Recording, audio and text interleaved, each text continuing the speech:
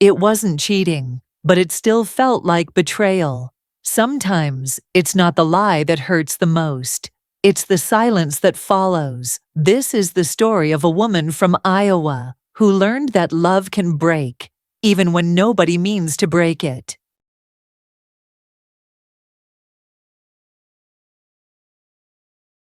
I used to think trust was simple. You love someone, they love you back, and everything else just works itself out.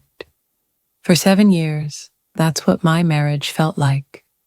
We lived in Des Moines, in a quiet neighborhood lined with maple trees and porches that smelled like coffee in the mornings.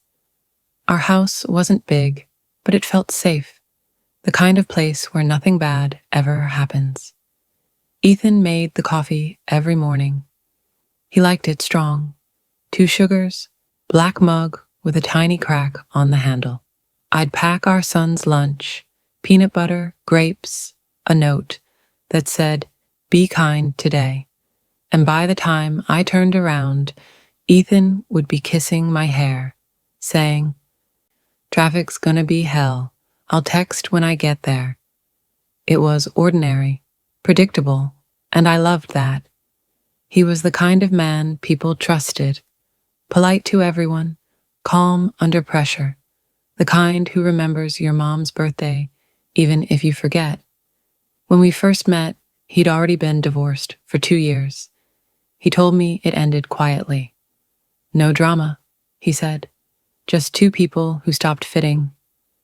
And I believed him. He never spoke badly about his ex-wife, not once. That silence, that restraint, made me respect him more. It felt like a kind of emotional maturity I hadn't seen before, like he'd lived through pain and learned how to be gentle with it. Sometimes I'd see him scrolling through old photos, his parents, his dog, blurry sunsets from some trip long ago, and I'd think, that's a man who knows how to carry the past without letting it poison the present. So, for 7 years, I never questioned him, not once, until that afternoon in October. It was gray outside, the kind of Midwest gray that hangs low and quiet, where you can smell the rain, but it never falls. I was home doing invoices for a client when my banking app froze. Ethan had asked me earlier to send a payment for our landscaper using his account. He'd left his login saved on our desktop. I opened it, just trying to check his account number, and then I saw it. Under scheduled payments, a name I'd never seen before. C. Lee, $500, every month, same date, for almost 4 years. At first, I thought maybe it was charity. Ethan's generous like that. Once he spent half a bonus fixing a stray dog's surgery bill. But something about the consistency, it didn't feel like charity. It felt personal. I scrolled through the records, never missed a month, even during lockdown when our income dropped and we argued about cutting expenses. Every time, 500. To C. Lee. I sat there staring at the screen, my throat dry, my mind trying to make sense of it. Who was she? Was it a she? Could it be a company, a friend, a debt? No matter what story I tried to write in my head, it didn't sound right. I closed the laptop and waited.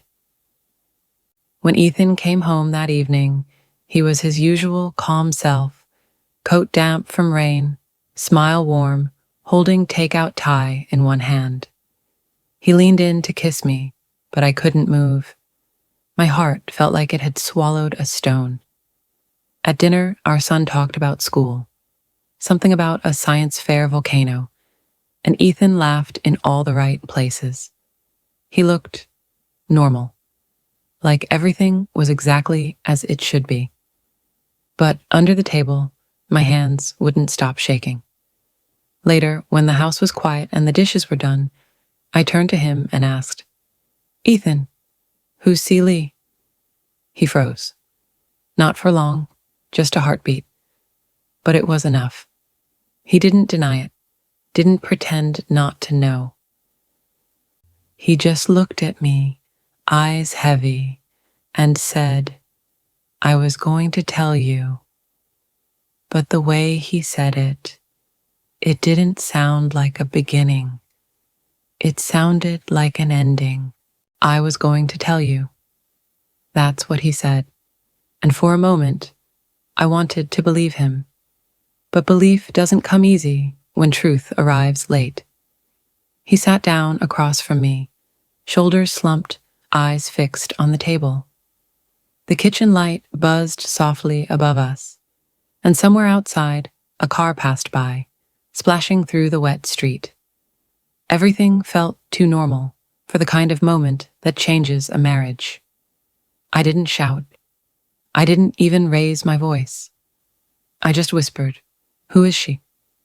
He looked up, confused for a second, then said quietly, "It's not a she. It's my ex-wife's mother." I blinked. For a second, the words didn't make sense together. "Your ex-wife's mother?" He nodded slowly. "Her name's Carol Lee. That's the C. Lee you saw." I felt something cold run through my chest. Not anger, not yet, just a strange, heavy confusion. "Why? Why are you sending her money?" He rubbed his face, tired. "She was good to me back then. When Claire and I were married, Carol treated me like a son. After the divorce, things got bad for her. She started gambling, lost her house, fell into debt. A few years ago, some guys showed up at her door threatening her. She called me, crying. I didn't want to get involved, but I couldn't just ignore it." "So you gave her money?" He nodded. 80,000. I told myself it was the last time, a clean break. But then she started calling again, asking for small amounts. Said she'd pay me back once she was back on her feet. I leaned back in my chair, staring at him, the man I thought I knew, the one who'd built our quiet, careful life, had been living with this secret right under my nose. "Why didn't you tell me?" I asked. My voice sounded calm, but my hands were cold. He exhaled, slow, ashamed. "Because I knew how it would sound. Because you'd think I was still tied to that old life. And I swear I'm not. It's not about her. It's about not being able to watch someone suffer when you could help." He reached across the table, his fingers brushing mine. But I didn't move. "I didn't do it out of love," he said quietly. "I did it out of guilt." That word hung in the air. Guilt. It echoed in my chest like something breaking softly. "Ethan," I said, "you've been sending her money for years. How could you think that wouldn't matter to me?" He swallowed. "It's not that I didn't think it mattered.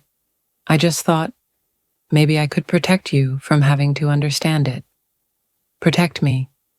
The phrase stung worse than any lie, because what he called protection was really a quiet kind of betrayal, the kind that grows slowly, hidden under good intentions.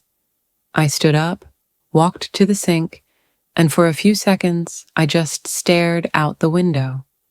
The streetlights blurred through the fog. The neighborhood was still. Inside, I could hear the hum of the refrigerator, and behind me, Ethan's breathing, uneven, waiting. Finally, I said, "Do you still send her money?" He hesitated, just enough to answer the question without words. "Yes," he said finally. "But I'll stop. I swear I'll stop." I turned around. He looked so small sitting there, like a boy caught doing something he thought was right, but knew was wrong in the eyes of someone he loved. "I wasn't trying to deceive you," he said softly. "I just didn't want you to carry it." I didn't want this weight to touch what we have. I closed my eyes because I understood what he meant, and that somehow made it worse. Silence filled the room again, the kind of silence that doesn't comfort, it bruises. When I finally spoke, my voice was barely a whisper. You can't protect me from the truth, Ethan. You can only protect me with it. He nodded, eyes glistening, and for the first time since I'd known him, he looked uncertain, like a man who'd finally realized that honesty isn't just about what you say. It's about what you hide. That night, we went to bed without touching. He turned off the light. I lay awake, counting the slow rhythm of his breathing beside me. He slept eventually. I didn't. Somewhere between midnight and morning, the trust I'd once worn like a second skin started to peel away. By morning, the house smelled like rain and silence. Ethan was already downstairs, making coffee. The same ritual, the same rhythm, like nothing had happened. When I walked in, he looked up. His smile was soft, careful, the kind people wear when they're hoping you'll forget. He said, "Morning, love. Coffee's ready." I nodded, but the word love felt too heavy in my chest, like it didn't belong there anymore. He poured me a cup, added cream the way I liked, then leaned against the counter, waiting for me to meet his eyes. I didn't. Finally, he said, "I'll stop the payments today, I promise." I took a sip. The coffee tasted bitter. "Ethan," I said quietly, "this isn't about the money." He frowned, unsure. Then he set his mug down and sat across from me. "I know. It's about the lie." I shook my head. "No, it's about why you felt you had to lie." He sighed, long and low. There was something in his face I hadn't seen before, a kind of grief that wasn't about guilt, but about memory. He started talking, slowly, like he was unwrapping a wound. "When Claire left," he said, "I thought I'd already lost everything. But it wasn't her I missed. It was her mother, Carol. She was the only one who stayed kind when everything fell apart." He stared at his hands as he spoke. "She was the one who helped me pack my things. The one who called to make sure I ate. When I signed the divorce papers, she hugged me and said, 'You'll always have a place at my table.'" He paused. I could hear the clock ticking behind us. "I think part of me never wanted to let that go," he continued. "When she fell apart, I thought maybe helping her was a way to pay back the only person who'd ever believed I wasn't the villain." I stared at him, trying to find the line between compassion and betrayal. And suddenly, I couldn't, because I understood, and I hated that I understood. He looked up finally, eyes tired. "I didn't tell you because I knew what it would sound like, and because I didn't want you to think my heart still lives somewhere else." I swallowed hard. "Does it?" He didn't answer right away. Then softly, "No, but maybe a small part of my conscience does." That line, that tiny confession, was what broke me. Because how do you compete with a ghost made of guilt? I wanted to scream, to tell him that being kind to someone who hurt you doesn't make you noble if it costs the person who loves you now. But the words never came. Instead, I just said, "You can't fix every broken thing, Ethan. Sometimes the kindest thing you can do is stop trying." He looked away, jaw tight, eyes wet. And for a second, I almost reached for his hand. Almost. But something in me had gone quiet. That soft, instinctive trust that made me feel safe in his silence. Now, his silence felt like a wall. Later that day, he texted me from work, stopped the payments, accounts clear. I stared at the message for a long time, then typed, okay, and nothing else. That night, we ate dinner in near silence. Our son talked, we listened. The air between Ethan and me was still, polite, cautious, the kind of silence that pretends to be peace. After our boy went to bed, Ethan sat on the couch, flipping through channels he wasn't really watching. I folded laundry just to have something to do with my hands. When I finally looked at him, I saw the man I married and the stranger who'd lived beside me all these years, both in the same body. He looked up. I don't know how to make this right, he said. I shook my head. Neither do I. Then he whispered, do you still love me? I could have lied. I could have said yes to save us both from the truth. But love, I realized, isn't the question. It's the ache that comes when the answer stops mattering. So I said nothing, and the silence was louder than any fight we'd ever had. Days passed, maybe weeks. Time started to feel like a hallway we kept walking down without ever meeting in the middle. Ethan went to work. I worked from home. We said the right words. Good morning, love you, drive safe, but they didn't land anywhere anymore. It's strange how silence can sound polite, how distance can wear the mask of peace. He was still kind. He still made me coffee, still mowed the lawn, still texted if he'd be late. On paper, nothing had changed, but inside, everything had. I used to feel his presence like warmth in the room.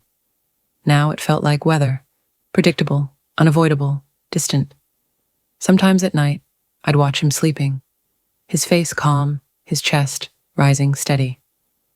And I'd think about all the things I never doubted, all the small trusts I gave away so easily. Passwords, promises, quiet faith. And I'd wonder if love always ends this way, not with betrayal, but with erosion. One evening, we were sitting on the porch. The air smelled like rain and cut grass. Our son was asleep upstairs. The crickets had started their low chorus. Ethan broke the quiet first. He said, do you think we can get back to how we were? I looked at him, at the man who'd once been my home, and said softly, I don't know if we can ever go back, but maybe we can go forward differently. He nodded, and I could tell he wanted to believe that was enough. Maybe I did too. But deep down, I knew there are cracks you can't seal with promises. Some stay there, quiet and invisible, until one day they remind you they never really healed. The next morning, he kissed my forehead before leaving for work, just like always. But when the door closed, I realized I didn't feel that small spark of comfort anymore. Just emptiness, shaped like habit. That's when I understood. Love doesn't end with a fight. It ends when you start rehearsing normal. Still, I didn't stop trying. I kept making breakfast, folding shirts, writing the small notes for our son's lunchbox. I smiled when I was supposed to. And maybe that's what holding on really is. Doing the same things, hoping the feeling will find its way back. But sometimes, hope is just a slower way to say goodbye. A few days later, I checked our shared account. The payments to C. Lee were gone, but the record of them still sat there, like ghosts with timestamps. I closed the page, shut the laptop, and whispered to no one, I believe you. I just don't know how to feel safe anymore. That night, as we lay in bed, I thought about the day we met. His calm voice, his steady hands, The quiet certainty that made me think this man will never lie. And now, he hadn't cheated, hadn't left, hadn't hurt me on purpose. But somehow, he'd still broken something. Trust isn't made of love, it's made of belief. And once belief cracks, love has to stand alone, bare, trembling, waiting to see if it can survive the weight. I don't know if ours will. Maybe we'll learn to live with the fracture. Maybe we'll forget where it started. Or maybe one day, one of us will trace the line back to this moment and finally say the words we never did. I'm sorry. Sometimes it's not betrayal that breaks love. It's compassion pointed in the wrong direction. We think kindness can heal old wounds, but sometimes it just reopens them in someone else's heart. If you were her, would you forgive a man who lied, not out of desire, but out of mercy? And if you were him, would you have done the same? This was the Confession Stories, where love isn't perfect, but honesty still matters.